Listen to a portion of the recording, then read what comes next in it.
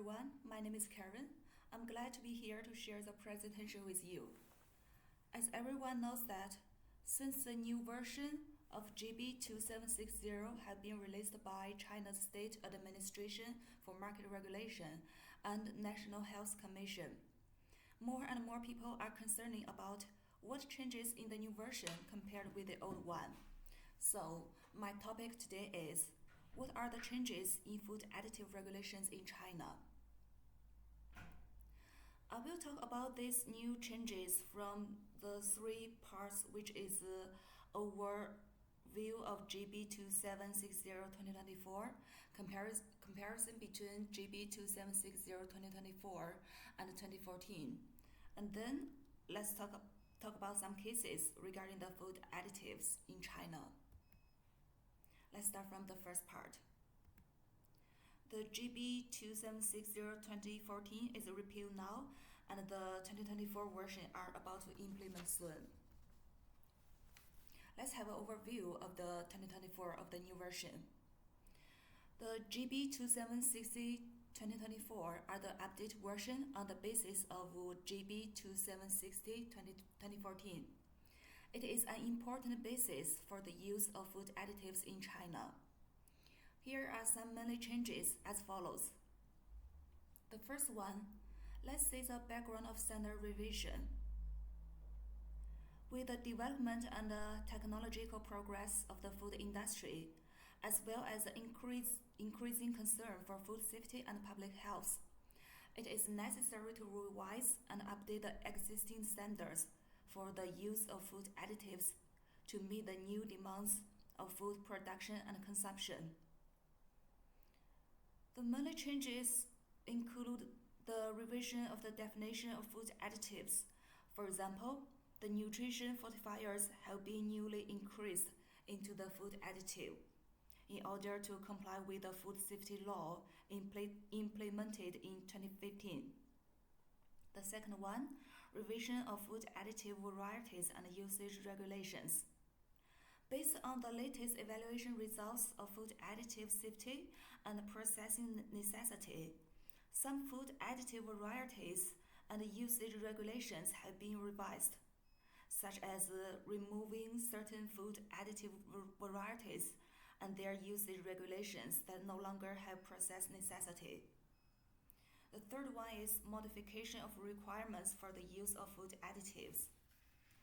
Added the total amount of requirements for certain food additives we use together in the same food category, and improved the corresponding relationship between liquid beverages and the corresponding solid beverage food additives in the beverage category.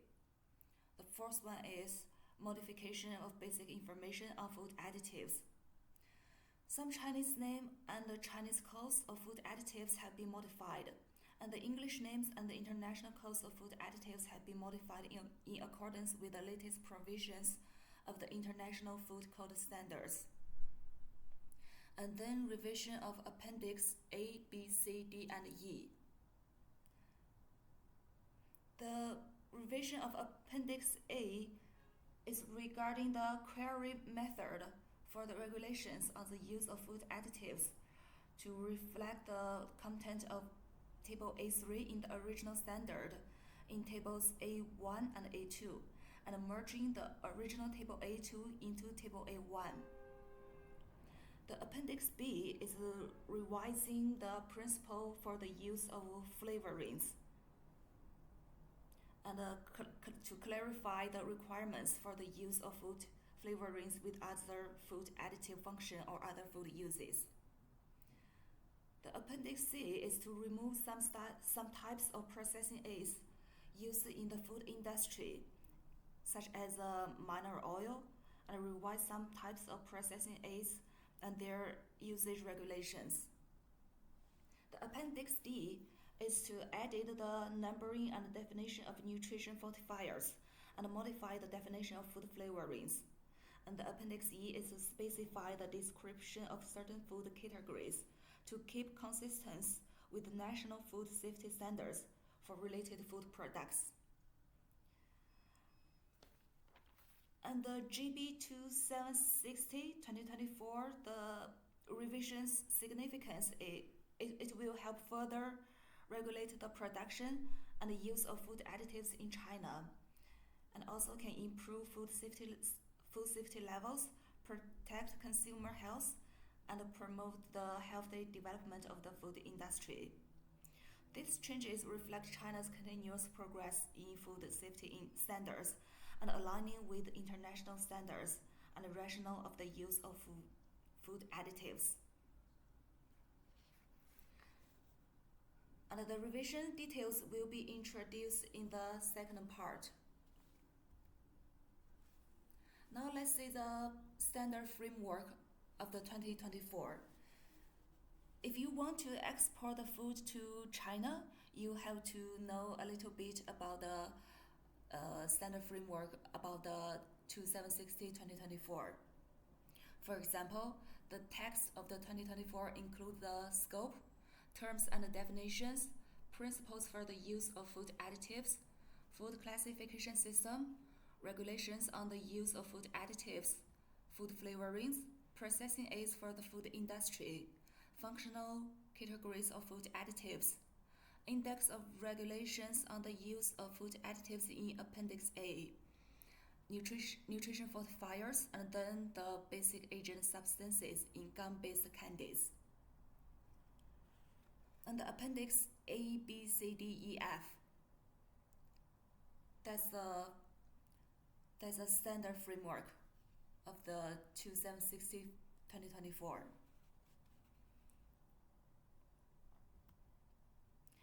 Here is the carryover principle.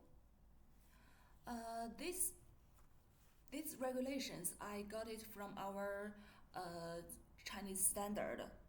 And the regulations original, which is a food additive may be present in foods as a result of carryover from the ingredient under the following circumstances. The first one, in accordance with this standard, the food additive is permitted to be used in food ingredients. The level of this additive used in food ingredients should not exceed the maximum level. These ingredients should be used under normal technological conditions, and the content of this additive in food should not exceed the level of the additive carried over by the ingredient. The content of this additive carried over by the ingredient should be obviously lower than the normal level of the additive directly added into the food. I think this big paragraph will be very complicated for you to understand.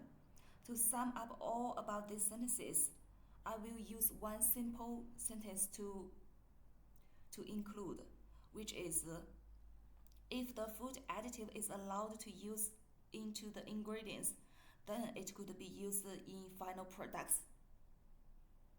So I think this could be easy for you to understand. Let's see this one. When a certain food ingredient is used as a raw material of a specific final product, the additive approved for use in the specific final product is permitted to be added into the above-mentioned food ingredients, and the quantity of the additive in the final product should comply with the requirements of this standard. If this paragraph is very complicated for you to understand, I will use one sentence, which is, if the food additive is allowed use into the final products, then it could be used in the food ingredients. But you need to label the food ingredient is used for the production of the above-mentioned certain food. This sentence should be clearly labeled on the label of the certain food ingredient mentioned above. Here are some revisions that are different between 2024 and 2014.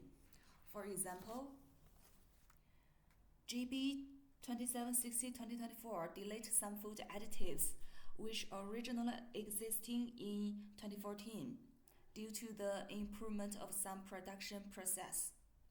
Like the epsilon polylysine hydrochloride, it was used into canned fruits, canned vegetables, canned nuts, and seeds in 2014, and it was removed in 2024. And also remove the lactic acid streptococcus, epsilon polylysine hydrochloride in canned edible fungi and algae. And then remove the use of epsilon polylysine hydrochloride, streptomycin lactate, sodium diacetate, sorbic acid, and its potassium salts, dihydroacetic acid and its sodium salts in canned beans. And then remove the stable chlorine dioxide in canned aquatic products.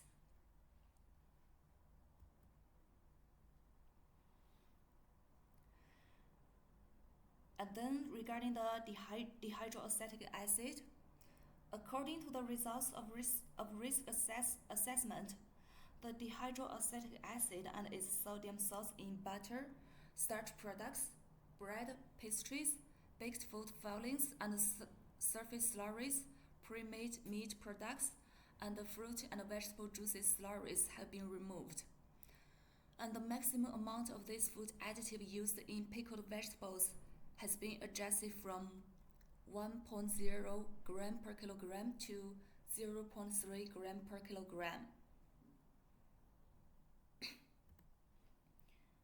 Here's the hydrogen peroxide.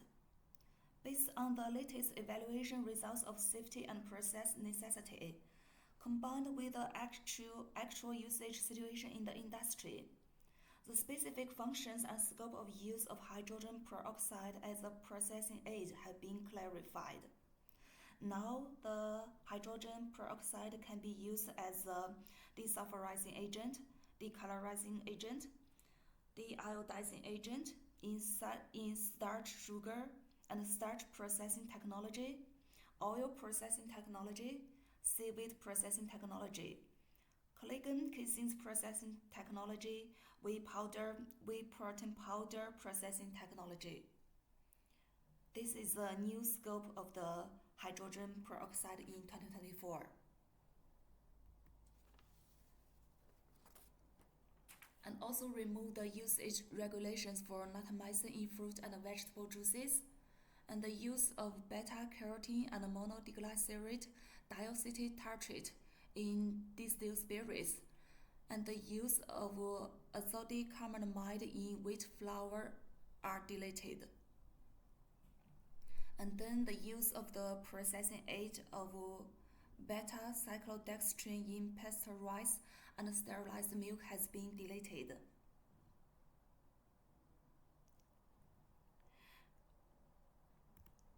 After my introduction of about the newly food additives and our food mate to fix this form about some newly increased items.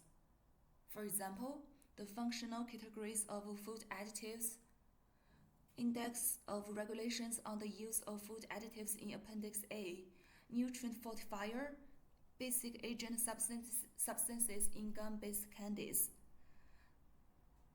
That's a part of newly increased items in 2024, which is not in 2014 before. And here are some food classification are revised. For example, in 2014, we only have the rice and the products categories, and now we subdivided into more details like the rice and rice products, rice flour, including rice dumpling powder, rice flour products, and in wheat flour only in 2014, and now we have general wheat flour, specialized wheat flour, such as self-starter flour, dumpling flour. And in 2014, we only have the raw and fresh meat, and now we divided into fresh meat, cooled meat, chilled fresh meat, and frozen meat. And also the prefabricated aquatic products in 2014, and in 2024 we have vinegar and meat jelly like aquatic products, pickled aquatic products, fish roe products, air dry, oven dry, press dry, and other aquatic products, and other prefabricated aquatic products. And in 2014, we have spices, and now we have spice and spice powder, spice oil, spice sauce, and other processed spices.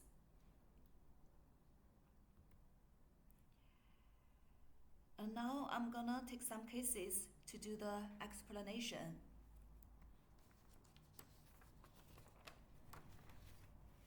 Let's look at some products which were refused by China customers.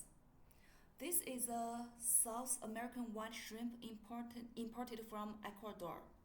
Unfortunately, they were detained by China customers due to the detection of the sulfur dioxide exceeds the standard level.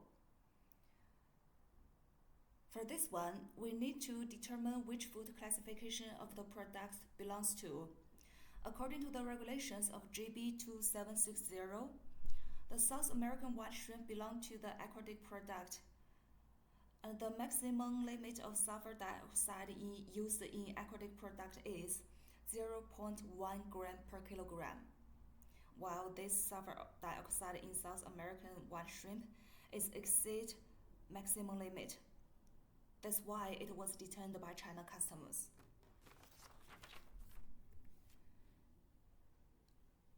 And these coconut pastries, crispy, are detained by China customers too. According to the regulations of GB 2760, due to the tartrazine in China could only be used in toppings and fillings of the pastry food. And according to this one, it's obviously that the tartrazine in this coconut pastry crispy are beyond the scope of use because the tartrazine in China is not allowed to use in the pastries. Okay, since the time is very limited, my sharing today is over now. If you have any further questions, please contact my foodmate colleagues. Thank you very much for listening.